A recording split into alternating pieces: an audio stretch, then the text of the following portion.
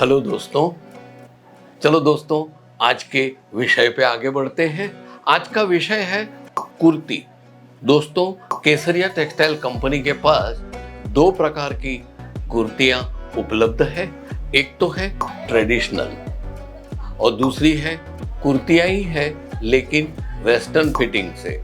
दोस्तों, जो ट्रेडिशनल कुर्तियां हैं वो अपने पास मतलब केसरिया के पास एक ही छत के नीचे आपको पूरी की पूरी वैरायटीज मिल जाएगी। कॉटन हो, सिंथेटिक हो, दोनों प्रकार के कपड़ों में मिल जाएगी। साथ में प्रिंटेड चाहिए, प्लेन चाहिए या उसमें कुछ एम्ब्रॉयडरी काम किया है या पेंट किया है या डिजिटल पेंटिंग किया है, सब आपको उपलब्ध है।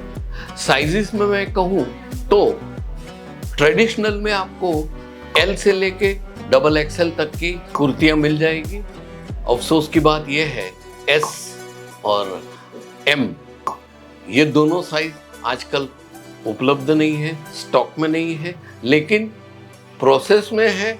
आप 2 दिन में आओगे तब वो स्टॉक हाजिर होगा। अभी रेट्स की बात करें तो इसकी रेंज शुरू होती है ₹99 से ऊपर तक जाती है आपकी वैरायटीज के लिए। आपकी जैसी पसंद वैसा। तकरीबन 750 रुपया तक की हाईएस्ट क्वालिटी है ट्रेडिशनल में। ये तो हुई ट्रेडिशनल की बात। कॉम्बो यानी कि वेस्टर्न फिटिंग की जो कुर्तियां हैं वो अनगिनत वैरायटीज में। दोस्तों, एक कॉम्बो का मतलब क्या है? एक ही कलर, एक ही पैटर्न, एक ही डिजाइन का 5 से 6 कुर्तियों का पैक होगा, लेकिन वो सब की साइजेस अलग अलग होगी। ये हो गई कॉम्बो। दोस्तों, वेस्टर्न फिटिंग की कुर्तियां आजकल की जनरेशन बहुत पसंद करती है। कपड़ा भी उत्तम होता है। दोस्तों, कॉम्बो में रेट्स की बात करूं तो इट स्टार्ट्स विथ 369 से लेके 2000 तक की है और साइजेस आपको एल से लेके डबल एक्सएल तक की साइजेस मिल जाएगी। साथ में दोस्तों यहाँ पे मैं बता दूं, इसके मैचिंग आपको बॉटम्स वेयर, साथ में लेगिंग्स भी, एंकल लेंथ, ये सब आपको मिल जाएगी। ये तो हुई कुर्तियां की बात। अभी बात करेंगे हम मोटिवेशन की।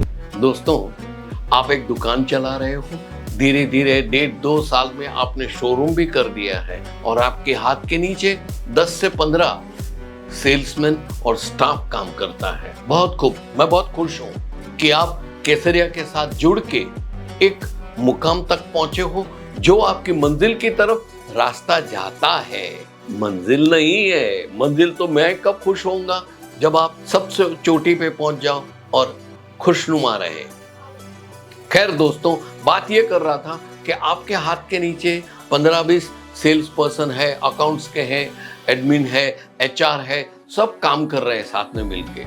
उसमें फीमेल स्टाफ भी है, मेल स्टाफ भी है। आपको ये चीज का ध्यान रखना कि सबके साथ एक समान व्यवहार, वर्तन और पेश आना है। आप समझे ना? और पेश आने का मतलब क्या है? जिस तरीके से पेश आते हो सबको एक समान रखो। कोई नया मुलाजिम है या नया एम्प्लॉय है तो उसको ठहर यार, तेरे को नहीं पता होगा। अरे वो एक्सपीरियंस है, कहीं और काम करके इधर आया है तो उसको नॉलेज होगा। उसको मोटिवेशन दो, उसका सजेशन लो। फिर वो सजेशन हमें वो काम में डालना कि नहीं डालना वो बात की बात है, लेकिन उसको राय तो लो उनकी। खैर, बात आती है यहाँ पे, ये जब भी आप एक एम्प्लॉय के साथ ज्यादा नजदीकियां बताते हो और दूसरे को अनदेखा कर रहे हो, इसका रिजल्ट बहुत गंदा आता है। इससे क्या होगा? उसमें वो जो जिसको आप अवॉइड कर रहे हो उसको बहुत ऐसी सेंटिमेंट्स दिल में आएगी कि यार मैं तो कुछ काम का नहीं हूं, वो कितना होशियार है, मैं कितना डफर हूं, ऐसी सब सोच आएगी। क्योंकि ये साइकोलॉजिकल ईश्वर की दी हुई पैदाश है। हर आदमी को ऐसा होता है, अपनी लकीर छोटी ही दिखेगी। तो दोस्तों, सबको एक समान प्रेम दो, सबको एक समान प्यार दो, और सैलरी में भी, वेजेस भी एक आप पॉलिसी बना दो। जो नया रिक्रूट होता है उसको ABC सैलरी से शुरू करो। अगर आपने सैलरी कम देते वक्त उसको कमिट किया है कि मैं 2 महीने के बाद तेरी 500 रुपया सैलरी बढ़ाऊंगा, प्लीज डू इट, या तो फिर वादा मत करो। आप समझे ना। उसके बाद जैसे ही 1 साल होता है तो ऐसा कमिट करो, ऐसा पॉलिसी लिखो कि 10% उसकी सैलरी में बढ़ोतरी करेंगे। आप समझे ना। उसी प्रकार जैसे ही वो सीनियर होता जाता है वैसे उसको ज्यादा मिलता जाएगा। ऐसा नहीं कि 2 या 4 नए आदमी को रखा, एक को 15,000 दिया, एक को 12,000 दिया, एक को 17,000 दिया, एक को 10,000 दिया।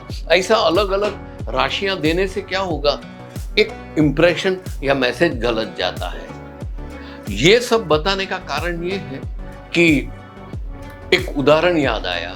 एक माँ थी, उसको 5 बेटे थे। 5 बेटे। अभी माँ ऐसी चीज है कि सबको एक समान प्रेम देती है, जिसका नाम ही माँ है।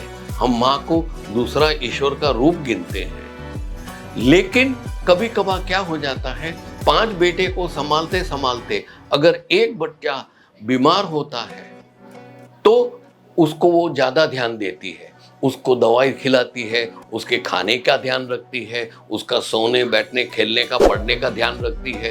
अभी क्या हो जाता है, बाकी के 4 भाई में से 1 या 2 भाई ऐसे होंगे, उसको अंदर से कहीं साइकोलॉजिकली जलन होगी, देखो माँ इसको ज्यादा प्रेम करती है, मेरे को नहीं करती है। ये एक साइकोलॉजिकल दबाव आ जाता है।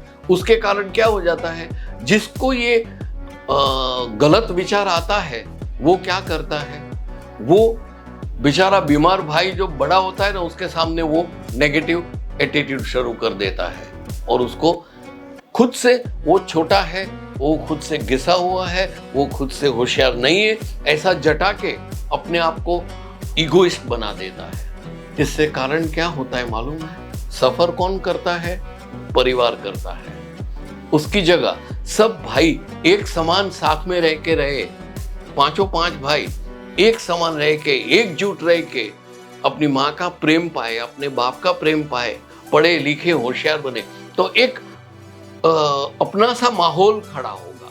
आप समझे ना। बस यही उदाहरण मैं आपके व्यापार और कपड़ों के व्यापार के व्यवसाय में देना चाहता हूँ। आप सबके साथ एक समान वर्तन, व्यवहार और जो सैलरी का सेटअप बोला है वो कीजिए। आपका जैसे परिवार नहीं टूटेगा ना, वैसे आपकी कंपनी भी नहीं टूटेगी। ये एक मैसेज है आपको, आप समझो। ये वीडियो दोबारा देखो, कहीं पे ऐसा लगता है कि मैंने ये गलत सोच बताई है, आप कमेंट्स में मेरे को बताइए। आशा है मेरे ये वीडियो आपको पसंद आया है। अगर ये मेरा वीडियो पसंद आया है तो जरूर से लाइक क्लिक कीजिएगा, और साथ में बेल आइकन दबा के 10, 12, 20, 25 कमेंट्स दे दीजिएगा कि नहीं आप यहाँ पे सर गलत हो, हम ये चाहते हैं, हम ये सोचते हैं। ताली 2 हाथ से बजती है दोस्तों, ताली 2 हाथ से बजने वाली बात हम कोई और दूसरे वीडियो पे करेंगे, उस पर भी मैं गौर फरमाऊंगा। तब तक के लिए आपसे विदाई लेता हूँ। नमस्कार, अलविदा। साड़ी कुर्ती या हो लहंगा, सही दाम का नाम केसरिया, सही दाम का नाम।